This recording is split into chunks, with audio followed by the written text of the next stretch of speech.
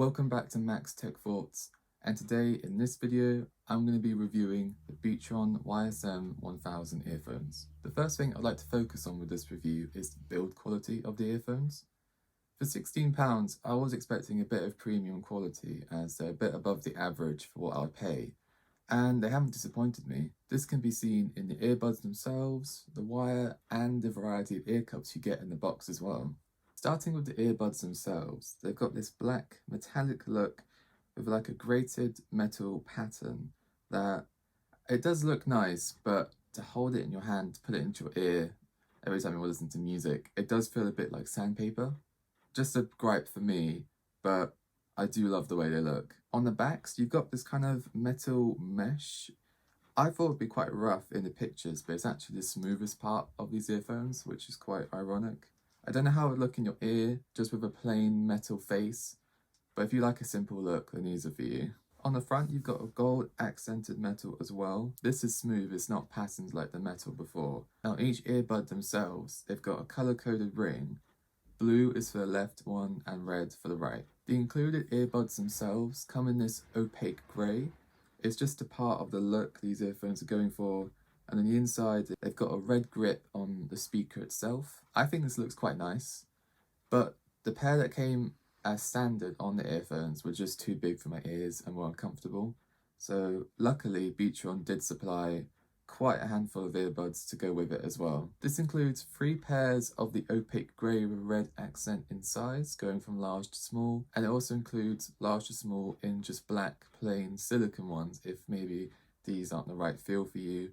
And then in the inclusion as well, which I quite liked, is 2 pairs of memory earphones, 1 pair for red and 1 pair for black. Of course, I tried these out and they're quite nice to put in the ear, they're quite comfortable, but also quite long. It's quite a weird design, I think, for these. It just digs into your ear too much, so I had to go back to a silicone ear cup. Focusing on the wire, it's got this same opaqueness as the ear cups that come with it, and inside you've got flecks of red, just like the ear cups as well. I think this is a really nice design look. I think it really sets it apart if you're going for style, maybe over form. The quality of the rubber, the wire itself, is really nice. I was quite surprised when I pulled out of the box. What I will say though, for the pair that I have, these are worth £16, but they do not include a mic or a volume rocker. So it's a bit of a weird deal. If you want a mic only, that's £17, but if you want mic and volume controls, then that's £22. For me, that kind of goes into the more premium quality pairs of earphones competitors might offer,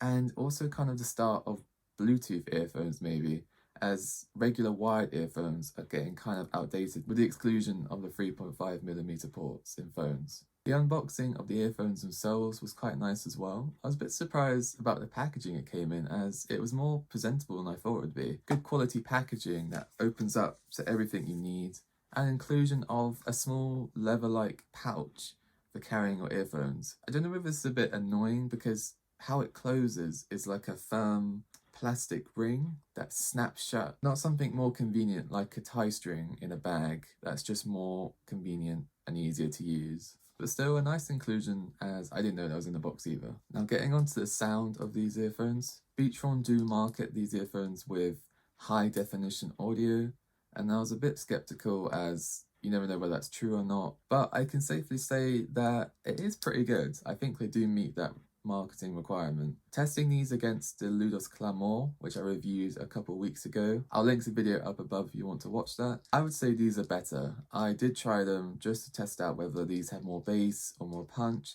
and they definitely do. I would say they're really good at mids, they're good for vocals, just your general pop music. But I think for really highs or really lows, I think that's where more premium headphones or earphones would come in, as these just don't meet that. But overall, pretty good. Comfort-wise, I've tried these for several hours at a time just to get a feel for them. And to be fair, I was watching YouTube or playing games, so I was distracted. But you would be anyway if you had these in listening to music, and they were fine. I think I did have to swap out the ear cups that they came with because they were just too big for my ears. They were humongous. But after I swapped out to a more decent sized pair for my ears, that was completely fine.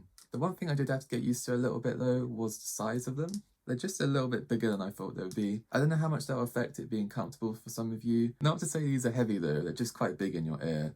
But it might just be me. So going back to the price of £16, as like a base pair of earphones with no inclusion of a mic or earphones, I would say this is a weird deal because I usually rely on the functionality of those two things on earphones. I would say the £22 price, you could go for it. I think it would be pretty good.